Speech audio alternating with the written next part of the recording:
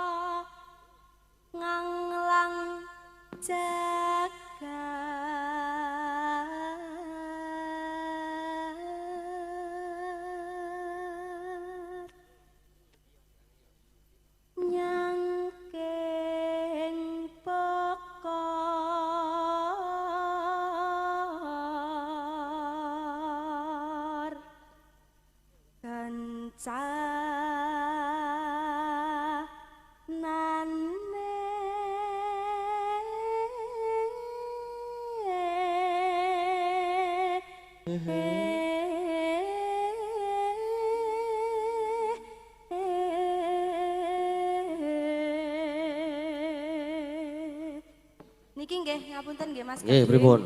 Swantene nggih nembe bidhek. Bidek. Nggih, bindeng. Sami. Nggih, ngapunten nggih. Karang iki yo wayahe pergantian musim. Heeh.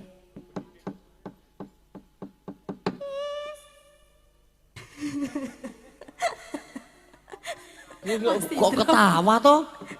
Loh, ya ora apa-apa to. Ah iya. Oh, sesuk golek anu, uler jati.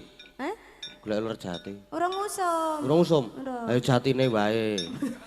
Kan ngapa ngrogoti? Nek urung usum ya jatine wae apa godhonge.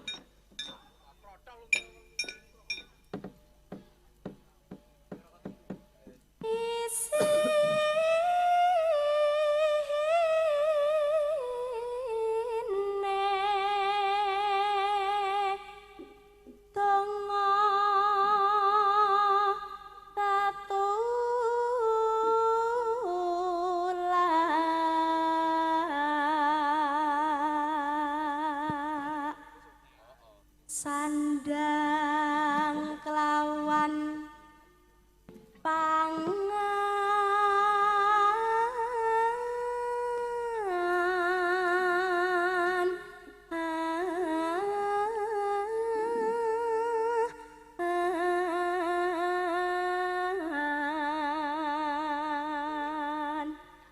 ya iku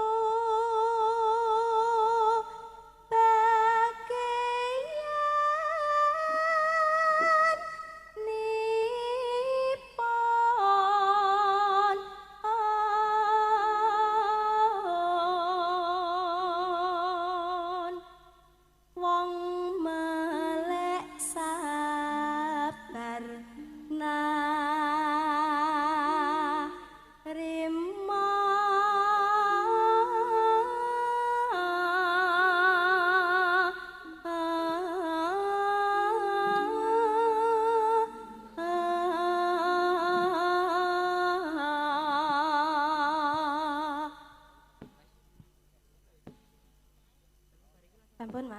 Ampun. Nggih. Nah. Piye ta Mas? Bayarane Ayo. lek kas wae. Saiki sirahe jegluke godgong kuwi yo. Ora ngono kuwi, Mak. Guyon kok ya. Masa, yo. Monggo, Mbak. Yo. Saben dina mangalemon jroning sepi samon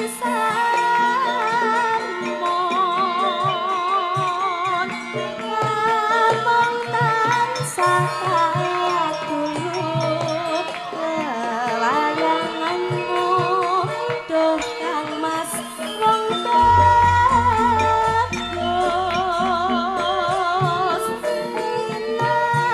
inalitan bisa lali sayang rujet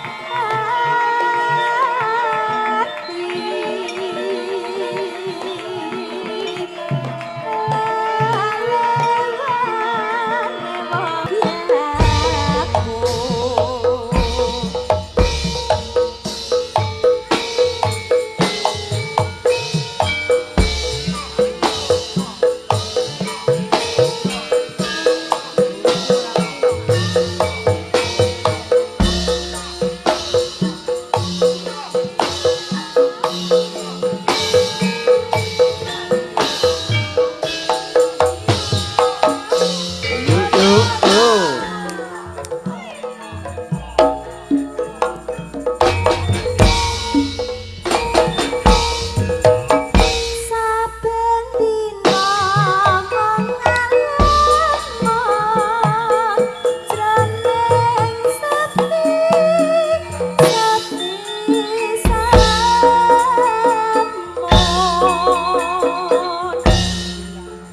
hamong tansah katulung wewayanganmu duh Kang Mas wong bagus linalitan bisa lali sayang